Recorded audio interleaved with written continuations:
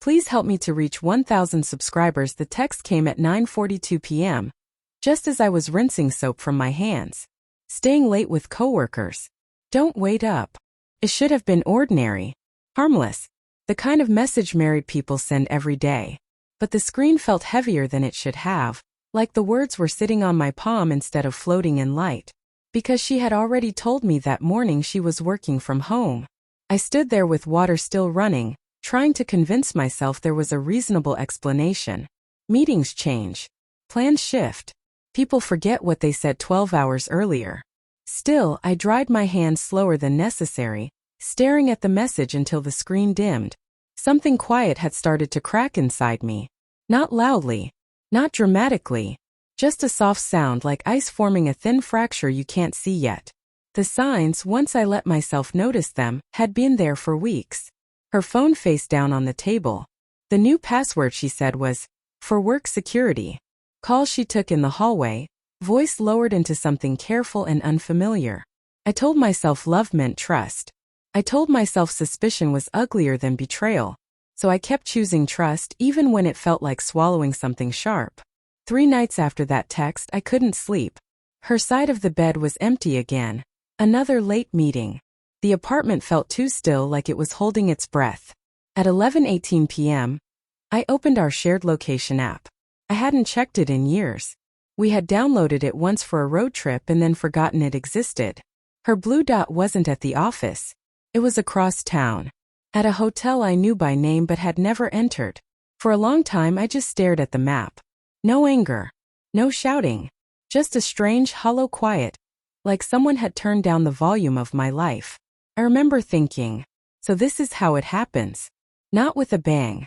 With a dot on a screen. I drove there without deciding to. The parking lot was half lit, shadows stretching between cars. I sat across the street, engine off, telling myself I was crazy, until I saw her. She stepped out of a car that wasn't hers. Laughing softly. Leaning closer to the man beside her than people lean to friends. He touched the small of her back like he already knew the shape of it. They walked inside together. No hesitation. No guilt visible from 50 feet away. Just ease. That was the moment something inside me didn't shatter. It stopped. Like a clock whose battery finally died. I went home. I didn't call. Didn't text. Didn't cry. I just sat in the dark living room until the numbers on the microwave turned from 103 to 247 to 412. Memories kept arriving without permission. Her asleep on my shoulder during our first flight together. The way she used to reach for my hand in crowded places. How we once promised, half joking. If it ever stops being us, we'll tell the truth. I wondered when the truth had stopped including me. She came home at 6:10 a.m., smelling like perfume she didn't own. "Long night," she said softly, slipping off her shoes. I looked at her the way you look at a photograph from a life you used to live. "Yeah," I said. "I figured." She studied my face, searching for something. Anger, maybe. When she didn't find it, relief flickered across her eyes. That hurt more than anything. I didn't confront her that day. Or the next. Instead, we lived in a strange imitation of normal. We ate dinner. Watched television. Talked about groceries and bills and nothing that mattered. Every ordinary moment felt staged. Like we were actors who had forgotten the script but kept smiling anyway. I kept thinking, say something. End this lie. But another voice whispered, if you say it out loud, it becomes real. A week later, we sat across from each other at the kitchen table. Morning light filled the room, soft and indifferent. She stirred her coffee too long without drinking it. I noticed her hands were shaking. And suddenly I felt tired of silence, tired of pretending, tired of loving someone who was slowly leaving while still sitting in front of me. So I chose the calmest sentence I could find. I drove by that hotel the other night, I said quietly. Hope you didn't get bitten too badly. She froze.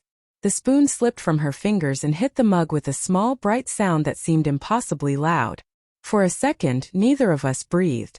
Then her face folded. Not dramatically, just collapsing inward like a house losing its frame. You saw, she whispered. I nodded. Tears came to her eyes, quick and helpless.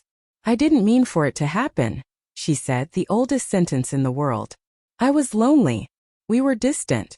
He just listened. Each word landed softly, without defense left in me to block them. I never wanted to hurt you. I believed that. And somehow, believing it made everything worse. We talked for hours. About when things changed. About the nights we stopped really hearing each other. About how love can fade quietly while two people pretend it's still bright. There was guilt in her voice. But also relief.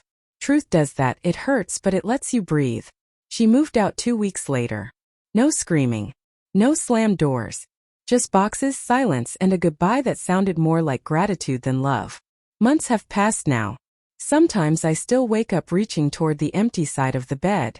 Sometimes a memory catches me off guard in the grocery store or at a red light. But the pain isn't sharp anymore. It's quieter. Like a scar that only aches when it rains. I've learned something I wish I hadn't needed to learn. Love doesn't always end with hatred.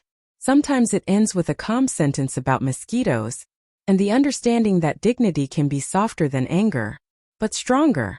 And on certain peaceful nights, when the world feels still again, I realize the quiet inside me isn't emptiness anymore.